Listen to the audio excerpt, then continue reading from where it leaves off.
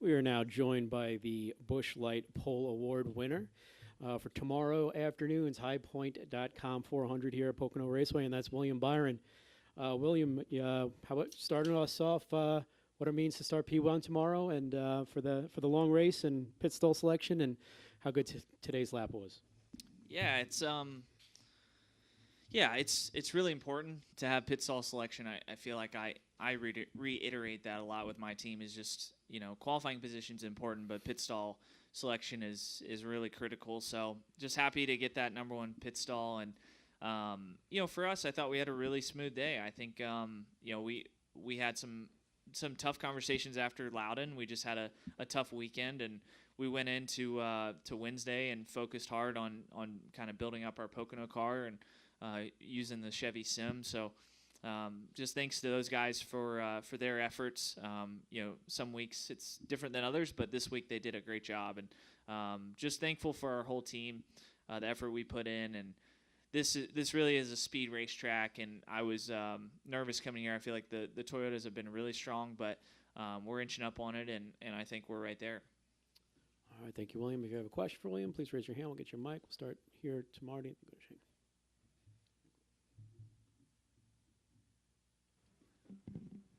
Hey, William, Marty Sakala, Rock Sports Network, Race Pro Weekly. I asked Martin about this, but, 6 weeks left in the regular season. You two are chasing for the 15 playoff point bonus. How important is staying consistent over these next 6 weeks?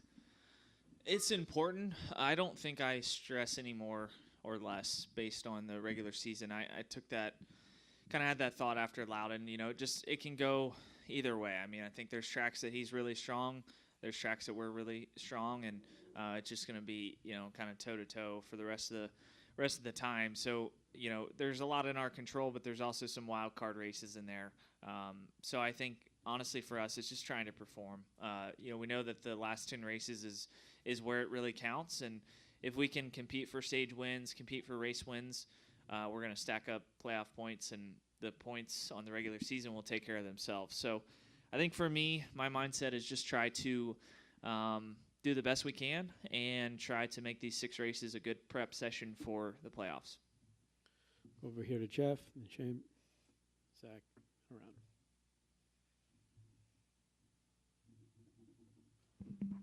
So the fact that you guys were able to come back with speed, I mean, because like you said, it wouldn't have been that surprising if Toyota was like 1, 2, 3 in qualifying or something, right? And so for you guys to show up with the speed you have after the week that you just had, does that give you like even more confidence that this is sort of a different year than you've ever had before, where your team can just overcome whatever? It does, for sure. I think that for me, I was a little bit nervous after last week. We had some damage on pit road, so it wasn't completely realistic how we finished, but we were off a little bit on speed, and I feel like Nashville, we were off a bit on speed as well. So I think this week, showing up with the pace that we had off the truck was really impressive. It shows that our tools are working correctly, because right now it's really all about unloading with the right setup and the right feel. So for us, our balance was really close.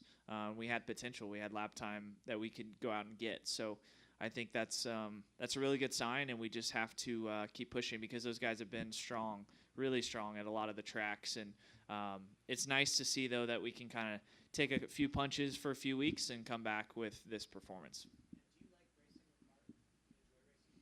I do. I think Martin and I have somewhat similar styles. I think at least in the old car, when we would look at data, we had similar brake pressure and similar inputs. And I think we're totally different backgrounds and totally different ages, but I enjoy racing him. I think he races the way like people should. I don't think he does anything super malicious, but he's aggressive, and he's good to race against. I think there's 5, 6 guys out there that I really like racing with. Ready? Shane Hector, Underground Smash. William, since you won the pole, what are your chances? How do you feel about your chances for the next 6 weeks, especially with a good start coming up this Sunday? Is it for you to have a good start and try to be successful? Because it looks like there's been a little bit of inconsistency, but now it looks like you got a good start. So what do you feel like your chances are like tomorrow? Yeah, I mean, we've kind of had our tough tracks over the summer for years. or at least I would say the years that Rudy and I have been working together, for some reason, just some of those tracks haven't clicked exactly how we wanted them to. But this is one that we come to that we take a lot of pride in being good here. And there's also some other ones. Nashville, Atlanta was good. So, we just got to keep it up. It's a long 6 weeks, and we just got to continue to pace ourselves, do the right things during the week, make sure that our process kind of stays similar throughout the week so that we can show up on Sundays and perform. Zach Sterniolo, NASCAR.com. William, how would you describe the atmosphere at Hendrick Motorsports right now? Obviously, you're in the midst of this fight for the regular season championship and have found plenty of success this season. Kyle Larson's comfortably in the playoffs as well, but clearly the 9 and the 48 are on the outside looking in as it stands. How would you describe what the atmosphere is at Hendrick Motorsports? Well, I think we all work really hard, so I think it's just trying to put all the pieces together. It's been a tough season, for a couple of our teammates in terms of just staying healthy and all of those things, and just the rhythm of the week. So we've been fortunate that we've had a good year so far, but like I've been saying, it's race 20 and there's a lot left to do. So we can't kind of rest on what we've done, but hopefully our entire team can kind of keep pushing and just continue to improve. Nathan Song with a podium finish. William, obviously with kind of where you are in points right now and in the battle with Martin, how do you kind of balance points racing with also, being aggressive, taking swings at things, trying to go for playoff points and continuing to chase wins? I mean, I've noticed a change in how Rudy calls races. I think that he's just aggressive in general, so I think that really it doesn't change anything. We were aggressive at Atlanta, aggressive, at Chicago. It didn't work out because I hit the wall. But I think overall, he is pushing, and I don't think he would do any different. I think that's just his learning curve in the Cup Series. I mean, he's not been at it for very long, and I think he's starting to kind of adapt to the strategy side. And so for me, I drive the same. I don't really change anything. And then with this place, you've been pretty consistent here over your career. Just how do you view this place? Do you like racing here, and what does it take to be successful at a place like Pocono?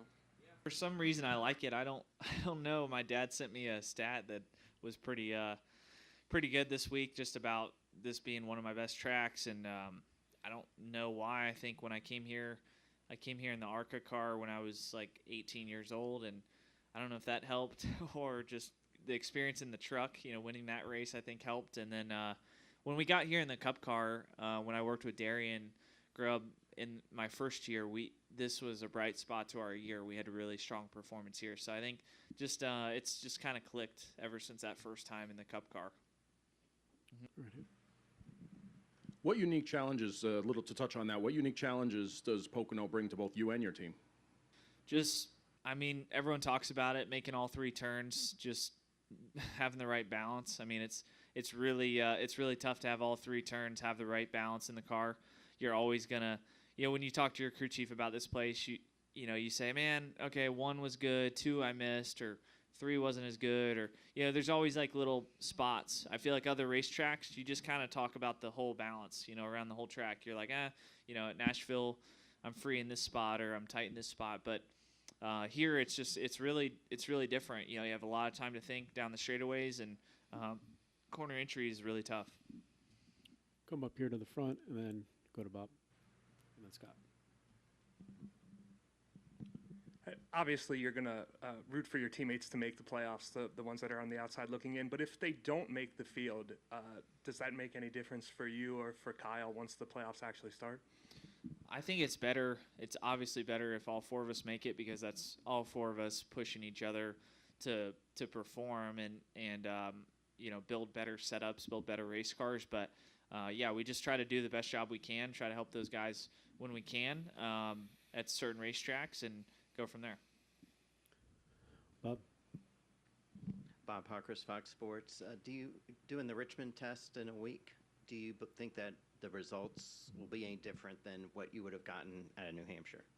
Well, I know it's going to be really humid and hot, so I'm going to sweat everything out from the weekend. But I don't know. I think it's gonna be a good test. Hopefully, we try to give our best effort to help NASCAR with helping the rules package on the short tracks. I think it's great that they're using this as an opportunity to improve, and I'm just gonna try to help them as much as I can. I don't know how much it'll really help us for this year, but gonna try to really help grow that short track package and hopefully get a better product.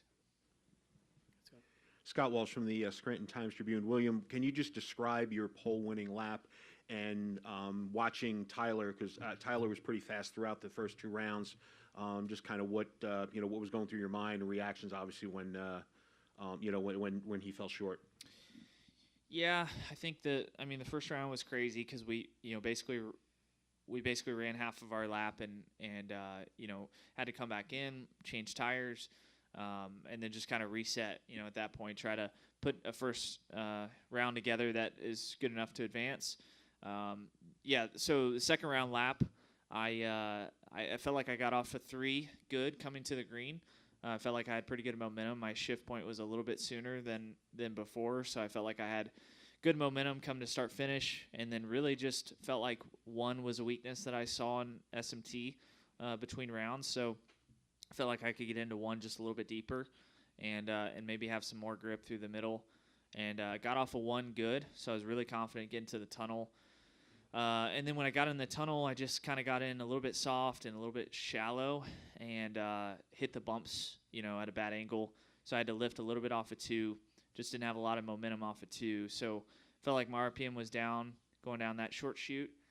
So I just was coaching myself into not trying to make up for it in 3. I was like, man, that corner's done. I just got to go through 3 and have a good exit of that corner because kind of the exit of 3 is really what makes the lap come to start finish. So tried not to compound mistakes.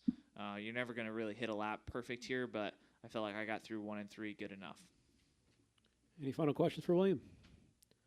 Okay, well, congratulations, William, and good luck tomorrow. Thank you. Thank you. Appreciate it.